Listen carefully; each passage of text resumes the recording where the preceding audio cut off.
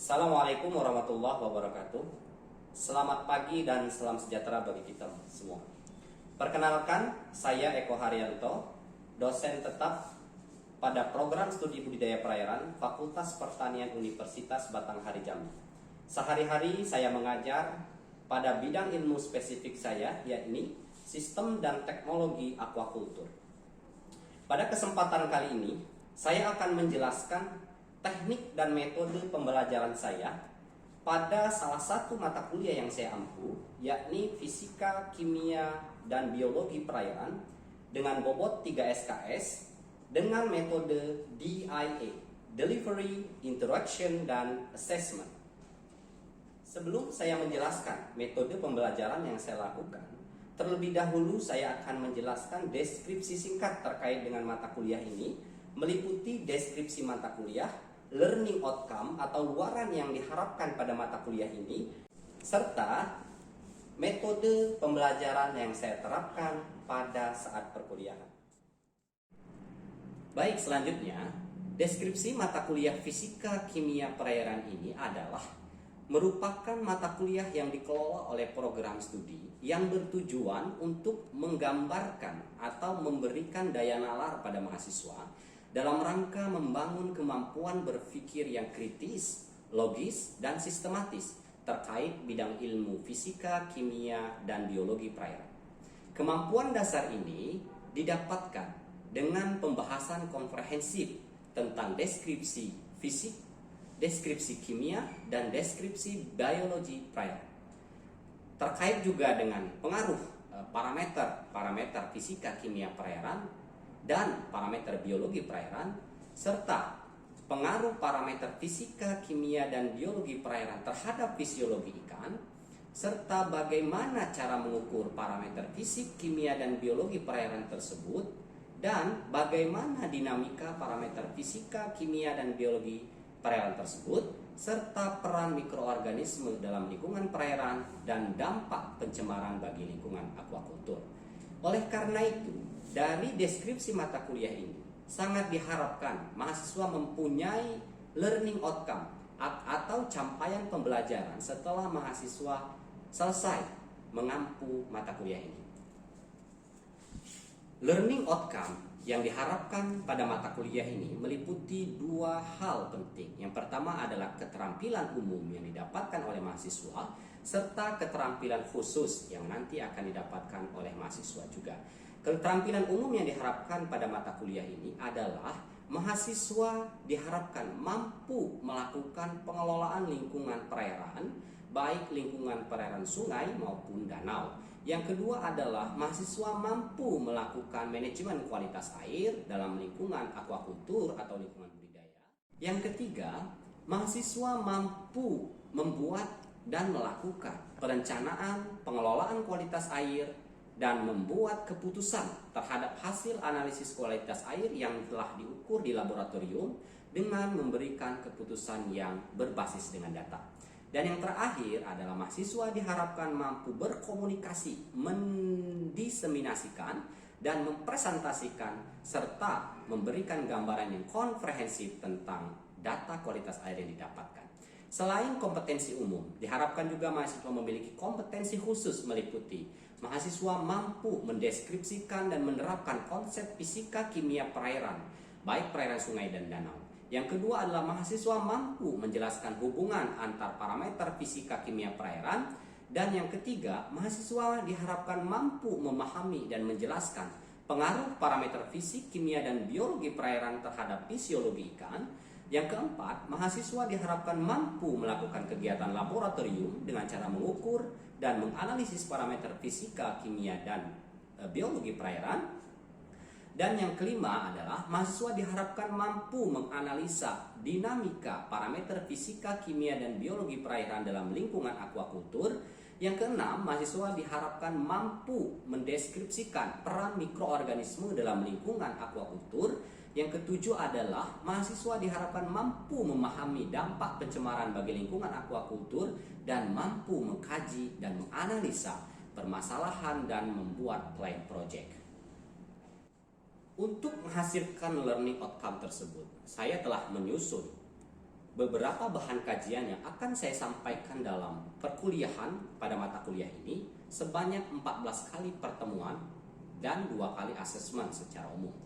14 kali pertemuan tersebut meliputi pertemuan pertama yakni ruang lingkup fisika kimia perairan, yang kedua adalah suhu dan cahaya dalam lingkungan aquaculture, yang ketiga adalah total dissolved solid dan total suspended solid, yang keempat adalah salinitas dan daya hantar listrik, yang kelima adalah kecerahan, kekeruhan, warna, bau, rasa, dan kecepatan arus dalam lingkungan aquaculture, yang keenam adalah jenis dan kualitas tanah dasar kolam atau tambak, yang ketujuh adalah nilai pH, kesadahan, dan alkalinitas lingkungan aquaculture, yang kedelapan adalah gas-gas terlarut meliputi dissolved oksigen, karbon dioksida, amoniak atau NH3, dan H2S. Pertemuan ke-9 akan membahas tentang bahan pencemar fisik kimia air atau bahan buangan beracun meliputi pestisida, logam berat, deterjen, petroleum, asam basa anorganik, dan organik di lingkungan perairan. Pertemuan ke-10 akan membahas tentang bahan organik, anorganik, dan nutrien meliputi total organic matter atau TOM, NO2 atau nitrit, NO3 atau nitrat, P, K, kalsium, magnesium dalam lingkungan perairan. Pertemuan ke-11 akan membahas tentang proses mikrobiologi yang berpengaruh terhadap anorganik parameter seperti senyawa toksik lingkungan aquaculture. Pertemuan ke-12 akan membahas tentang siklus nitrogen. Pertemuan ke-13 akan membahas tentang analisa siklus sulfur dan karbon dalam lingkungan aquaculture. Dan pertemuan terakhir yang ke-14 akan membahas tentang analisa keragaman mikroba sebagai agen bioremediator dalam lingkungan aquaculture. Setelah saya menjelaskan deskripsi singkat terkait dengan mata kuliah ini yang meliputi deskripsi mata kuliah, capaian pembelajaran, dan kompetensi yang dihasilkan oleh mahasiswa setelah mengikuti mata kuliah ini, selanjutnya saya akan menjelaskan bagaimana strategi dan metode pembelajaran yang akan saya lakukan pada perkuliahan fisika kimia dan biologi perairan. Metode atau strategi pembelajaran yang saya lakukan adalah menggunakan metode DIA, yaitu Delivery, Interaction, dan Assessment. Metode delivery ini saya lakukan dengan melakukan pembelajaran secara langsung kepada mahasiswa, baik secara daring menggunakan aplikasi Google Meeting maupun secara luring atau tatap muka langsung di kelas. Metode delivery ini digunakan untuk menyampaikan pokok-pokok dan sub-pokok bahasan, materi dan setiap pertemuan yang telah termuat dalam rancangan pembelajaran semester atau rencana pembelajaran semester atau RPS. Dan dalam rangka meningkatkan keterampilan mahasiswa pada pembelajaran fisika kimia dan biologi perairan ini, saya menggunakan beberapa referensi. Referensi yang pertama adalah Boyd 1988 terkait dengan water quality in warm water fish pond. Yang kedua adalah saya masih menggunakan textbook Boyd 1990 terkait dengan water quality in pond for aquaculture. Dan yang ketiga, saya menggunakan buku atau textbook dari W.D. Meyer tahun 1996 terkait dengan Physiology of Fish in Intensive Culture System. Dan selanjutnya yang saya gunakan adalah Montet D. and Ray T.A. Aquaculture Microbiology and Biotechnology. Dan saya juga menggunakan referensi dari Surat Keputusan Menteri Negara Kependudukan dan Lingkungan Hidup dengan nomor 02 Men-KLH _1 _1988 terkait dengan metode yang kedua saya lakukan adalah interaction. Metode interaction ini dilakukan dengan cara diskusi langsung, diskusi keterbaruan terhadap kompetensi ilmu yang dikaji dalam materi yang disampaikan pada setiap pertemuan dalam mata kuliah fisika kimia perairan yang saya ampu. Metode ini juga saya terapkan pada mata kuliah ini dengan aktif melemparkan isu-isu terkini dalam dunia aquaculture terkait dengan isu lingkungan, kualitas perairan yang digunakan untuk kegiatan aquaculture yang nanti akan dibahas oleh mahasiswa dalam grup-grup kecil atau small group discussion atau cooperative learning yang akan dibahas oleh mahasiswa secara berkelompok dan akan disampaikan kepada dosen ketika perkuliahan berlangsung, group discussion. Selanjutnya, selain menggunakan diskusi secara langsung di kelas, saya juga menggunakan beberapa aplikasi tambahan, yakni grup WA, Google Classroom, dan beberapa sarana interaksi lainnya. Sarana interaksi ini saya gunakan agar tidak membatasi interaksi yang dilakukan antara dosen dan mahasiswa hanya terpaku ketika jam pelajaran yang tersedia, yakni 2 kali 50 menit. Akan tetapi, mahasiswa secara langsung bisa melakukan interaksi, bertanya, maupun membahas suatu isu terkini dalam lingkungan aquaculture real time selama 24 jam dalam satu pekan.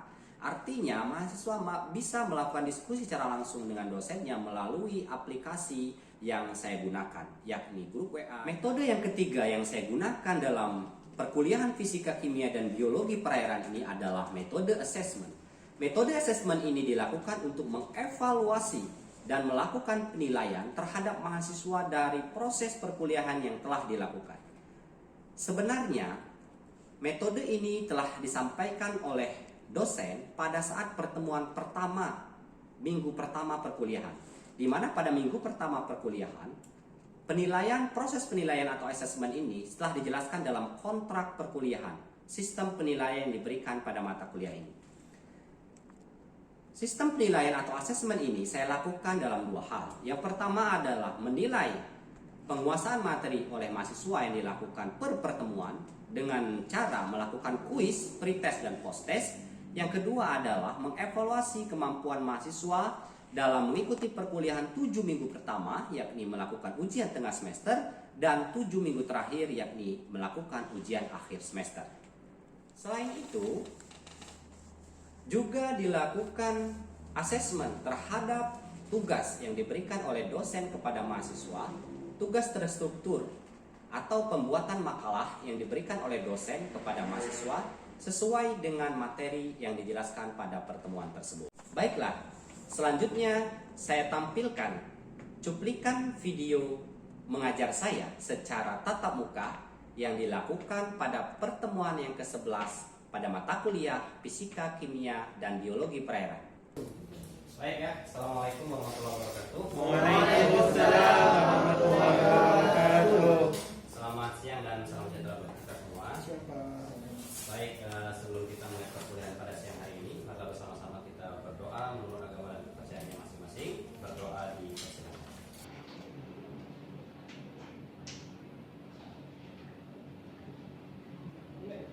Berdoa selesai. Baik ya, berdasarkan rencana pembelajaran semester kita, bahwa hari ini kita masuk ke perkuliahan minggu yang ke-11. Di minggu yang ke-11 sesuai dengan RPS itu judul materi kita adalah bahan pencemar fisika kimia air. Ada B3 itu apa? B3 itu adalah bahan buangan beracun ya. Ada pestisida, ada logam berat, ada deterjen, petroleum, asam basa organik, anorganik, dan organik di lingkungan perairan. Baik, nah dari materi minggu ke-11 ini ada 2 submateri yang ingin dijelaskan sesuai dengan RPS kita. Yang pertama adalah menjelaskan definisi dan mengukur serta mengidentifikasi dari bahan buangan beracun, pestisida, logam berat, terus ada petroleum, asam basa, anorganik, dan organik, serta nanti diharapkan mahasiswa bisa menjelaskan dinamika parameter kimia air yang telah Bapak jelaskan tadi ya. Nah, selain itu ada tujuan instruksional khusus dari pertemuan kita hari ini. Yang pertama, mahasiswa dapat menjelaskan pengaruh logam berat dan minyak terhadap fisiologi ikan. Dan mahasiswa dapat menjelaskan pengaruh pestisida terhadap fisiologi ikan, dan mahasiswa dapat menjelaskan pengaruh deterjen terhadap fisiologi ikan. Baik, sebelum kita lanjut perkuliahan, sumber pestisida biasanya dihasilkan dari mana?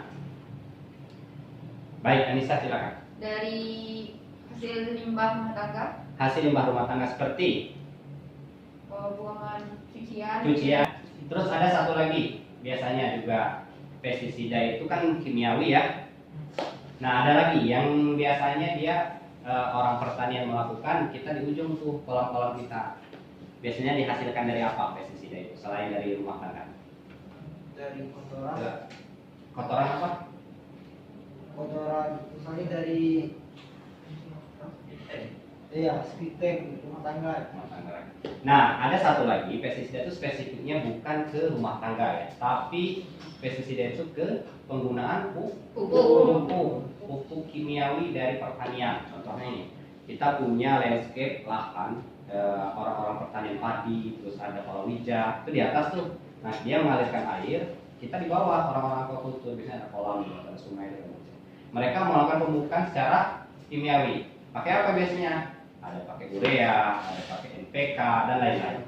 Nah, sisanya terbawa oleh residunya terbawa oleh air dan masuk ke dalam kolam kita. Nah, di situ adalah salah satu sumber pencemar pestisida. Nah, kalau yang logam berat, biasanya logam berat itu dihasilkan dari aktivitas industri. Contohnya ada industri minyak, ada industri penambangan emas tanpa izin. Itu apa biasanya pakai logam beratnya kalau emas? Pakai merkuri. Merkuri itu lambangnya dalam kimia itu Hg ya. Itu ada logam berat salah satunya adalah Hg. Terus ada lagi pabrik tekstil. Terus ada lagi pabrik kertas. Akan semua kegiatan industri tersebut akan menghasilkan residu buangan limbah yang nanti masuk ke perairan. Dan itu biasanya mencemari perairan terhadap spesifik logam berat tertentu. Dan ada satu lagi di situ adalah deterjen. Nah, seperti yang Anissa jelaskan tadi, deterjen itu yang dihasilkan dari aktivitas rumah tangga seperti mencuci, terus ada tadi kegiatan-kegiatan rumah tangga lain yang mencuci, terus ada mandi ya, pakai sabun, terus pakai rinso dan lain-lain. Logam berat, penyebab terjadinya pencemaran logam berat pada perairan biasanya berasal dari masukan air yang terkontaminasi oleh limbah buangan industri dan pertambangan. Nah, seperti yang Bapak jelaskan tadi, kalau di Jambi ya, apa spesifik di Jambi itu terkait dengan isu kualitas lingkungan. Tadi sudah Bapak jelaskan, ada peti penambangan emas tanpa izin. Itu dulu sangat booming sekali di Jambi ya. Booming itu dalam artian isu itu meruap ke permukaan. Banyak karena apa? Karena di Jambi khususnya daerah Merangin itu banyak orang mendompeng ya, istilahnya kalau bahasa kampungnya itu mendompeng, mendulang pasir-pasir emas itu tanpa izin, nggak ada legalitasnya. Dan apa yang dikhawatirkan dari aktivitas itu, mereka menggunakan merkuri tadi. Merkuri itu sebenarnya itu tidak dijual bebas di pasaran, tapi dalam akses tertentu ya, kita anggaplah black market lah ya, mereka bisa mendapatkan bahan kimia merkuri. Buat apa Pak merkuri? Merkuri digunakan pada aktivitas penambangan emas itu untuk mencuci. Ya, mencucinya itu dari bongkahan kasar menjadi yang lebih halus dari aktivitas penambangan emas itu. Nah, penggunaan merkuri itu dalam waktu yang lama dan jumlah yang besar, mau tidak mau ya otomatis akan menimbulkan residu. Apa residu? Sisa, ya, ada sisa di perairan. Yang paling bahayanya adalah ketika sisa ini nanti mencemari perairan ada ikan yang di dalam. Ya. Ikan nanti pada akhirnya ditangkap oleh manusia dengan aktivitas mancing, ya, menjala, menjaring, atau yang paling dampak yang paling buruk lagi ketika air sungai itu masuk ke kolam-kolam, nanti mencemari kolam budidaya kita. Dan ikan itu kita makan, akumulasi dalam tubuh manusia, ya. Nah, di dalam peraturan pemerintah, hal ini sudah diatur sesuai dengan surat keputusan Menteri Negara Kependudukan dan Lingkungan Hidup nomor 02 Men-KLH 1/1988. Tentang apa ini? Ya, tentang, kalau kita lihat di sini adalah pedoman penetapan baku mutu lingkungan. Kita lihat ya, di situ apa yang ditetapkan? Standar ya, standar baku mutu. Angka, isinya itu adalah angka. Ketika angka itu yang dimasukkan dalam peraturan itu adalah angka. Kalau dia sudah lebih, artinya pencemaran perairan sudah terjadi, ya. Apa aja yang diatur Pak dalam keputusan menteri tersebut? Ada logam berat, merkuri, timbal, arsenik, kadmium, kromium, sen, nikel, dan beberapa parameter kimia air lainnya. Nah, ini studi kasus. Jadi di slide kali ini, pertemuan 11 ini, kalian harus mengerjakan ada beberapa tugas. Ini tugas pertama. Nanti tidak usah difoto ya, karena slide ini sudah ada di Google Classroom. Nanti kalian baca ulang slide-nya.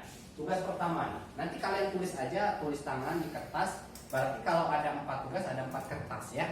Ini kertas pertama nih, apabila logam berat jenis Hp dan Pd menyerang manusia atau terakumulasi, apa yang akan terjadi dalam jangka waktu dekat dan jangka waktu yang lama? Kalian tulis tuh di kertas. Dekatnya apa dan waktu yang lamanya apa. Ini baru Hg dan Oke. Nah, kalau tadi kita cerita logam berat, sekarang kita cerita lagi minyak. Minyak ini juga, kalau minyak kayaknya isunya itu udah internasional ya. Karena kalau kita lihat perairan laut, biasanya minyak ini terjadi di perairan laut. Contohnya ada kapal terbakar, terus ada tumpahan kilangan minyak di laut. Dan yang paling gampang kita lihat ya, kalau seandainya ada kapal atau kilang minyak terbakar atau tertumpah, itu kan minyak itu kan dia bersatu nggak dengan air? Tidak. Ya. Dia akan sangat spesifik berbeda. Air yang tidak ada minyaknya dan air yang ada pencemaran minyaknya. Secara tatap mata ya, secara visual kita bisa membedakan. Oh, ini ada pencemaran minyaknya. Dan biasanya kalau di air tawar itu, kalau air tawar dalam luasan tertentu seperti kolam, ya, tambak, itu jarang kita lihat. Tapi kalau udah cerita laut itu sering terjadi. Ya. Oke ya. Nah, tadi sudah ada 2 tugas yang Bapak berikan di logam berat dan minyak. Ini juga ada tugas yang ketiga untuk minggu depan. Apakah indikasi yang terjadi pada wadah budidaya apabila terdapat kandungan deterjen yang berlebihan pada air? Ini di kertas yang ketiga, tulis tangan ya. Dan ada tugas yang keempat, yaitu buatlah flowchart pengaruh logam berat, pestisida dan deterjen untuk pertumbuhan ikan. Tahu ya bagaimana cara membuat flowchartnya? Ini adalah contohnya, contoh flowchartnya, nanti kalian bisa buat seperti itu.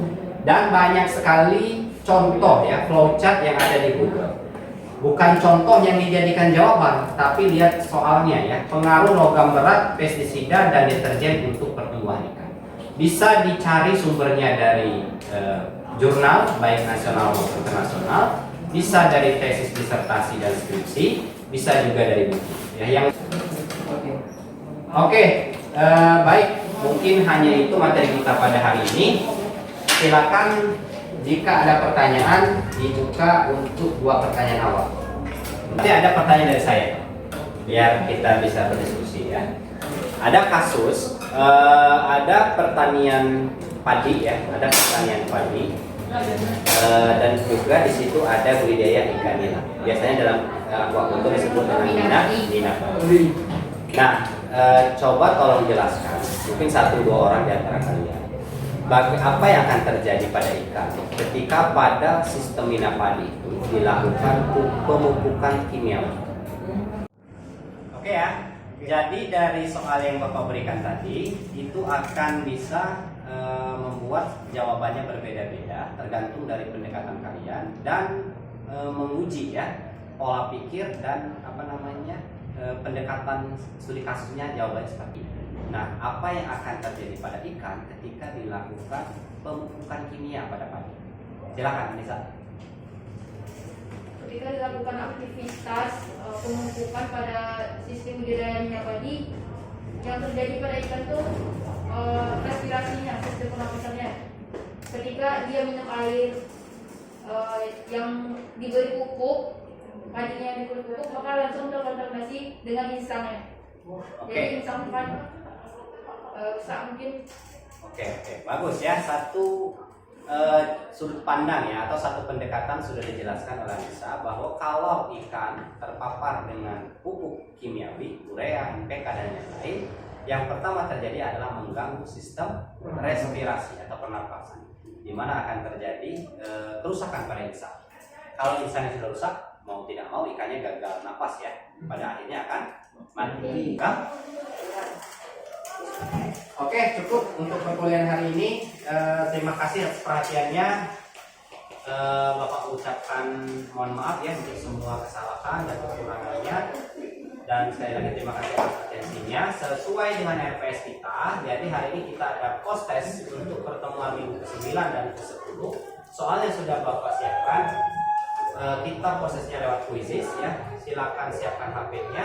Nanti kodenya akan muncul di layar. Terus kerjakan soalnya ada 10 soal directly ya, secara langsung melalui Android ya. Kak, Dan kami belum masuk, Pak. oke ya. Jadi nggak usah terburu-buru, buka quizzes, join myquiz.com, masukkan kodenya 955079 ya. Ini post test kita untuk pertemuan ke-9 dan Tidak valid. Ya. Salah Pak. Berapa 8 Pak? 955679. Oke. Nah, oke ya. Jadi karena semua sudah masuk, kita mulai quiznya ya. Ya. Yaitu 3, 2, 1. Ya.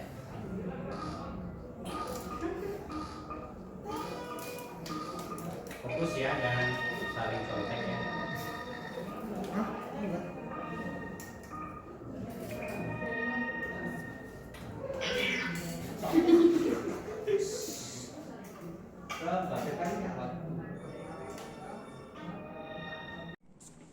Nah, itulah video atau cuplikan kegiatan pembelajaran yang saya lakukan pada mata kuliah Fisika, Kimia, dan Biologi Perairan yang saya lakukan secara tatap muka atau luring pada pertemuan ke-11. Semoga video ini memberikan manfaat bagi para penonton semua. Salam sehat, salam semangat. Wassalamualaikum warahmatullahi wabarakatuh.